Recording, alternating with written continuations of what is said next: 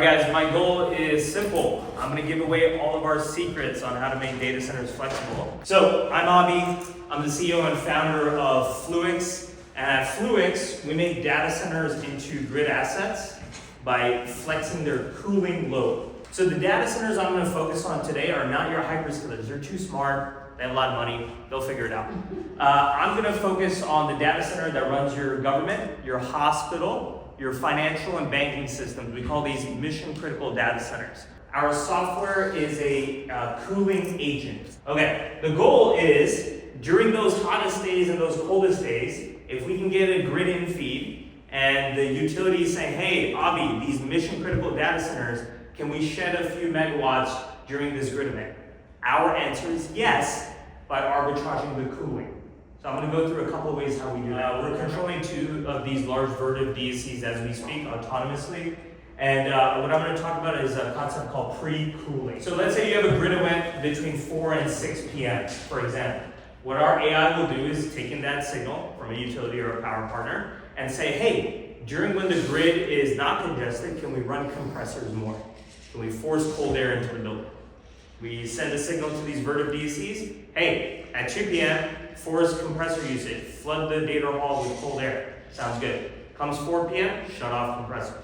On October 23rd, we got in a grid event from our utility partner in Tennessee. As you can see here, this is a graph on PUE, power usage effectiveness. As you can see, the grid event comes at 1 p.m. The AI does something counterintuitive 20 minutes before. You see how it shoots up right before the green shade?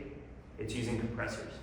It's flooding the data hall with cold air, pre-cooling, so you can use less compressors during the green shaded event and cut almost 25% in HVAC. So November 3rd, we started grabbing baseline load from these HVAC units. As you can see, this is HVAC load. On November 5th, we turned on our AI. Watch the top. You see how we're peak shaving?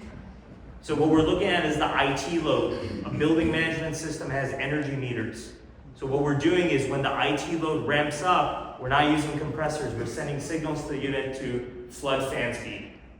That's called peak shaving. So it's all about minimizing compressor usage. How can most data centers take what we've learned in autonomous demand response and pre-cooling peak shaving, and how can they deploy that en masse? I'm going to go through 4 things you have to have in your data center. You have to have the ability to integrate with the power players, your utilities. Can you get some dispatch signals from your utility? Your data center has to have energy meters. They have to have energy meters on their total site load and their IT load. All right, you have to have thermal monitoring. Yes, I need to know my temperatures in my data hall. I need to have temperature sensors.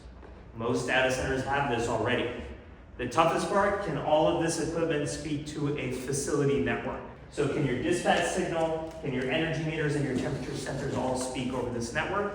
Then you can do cooling flexibility during grid dispatch. You don't need to use autonomous AI. You can even write manual scripts. If you do it with us, we can do it all for you. And this is how you can take a regular data center down the road and make it flexible by optimizing cooling during grid events. So how do we do it? What if you go with us as a company? So what's interesting is all of our data centers, even though they're enterprise MSPs and colocation, they still run AI workloads. This is how we do it. We send our software on-prem to the data center. The data center installs it on a server on their facilities network. In the first month, we just grab data from all their energy meters, temperature sensors. Second month, we're giving out manual recommendations to the facility team on 1 or 2 of the units. We'll say airflow, set point changes. And by the 3rd month, we earn the trust of the facilities team to take control of 1 unit autonomously.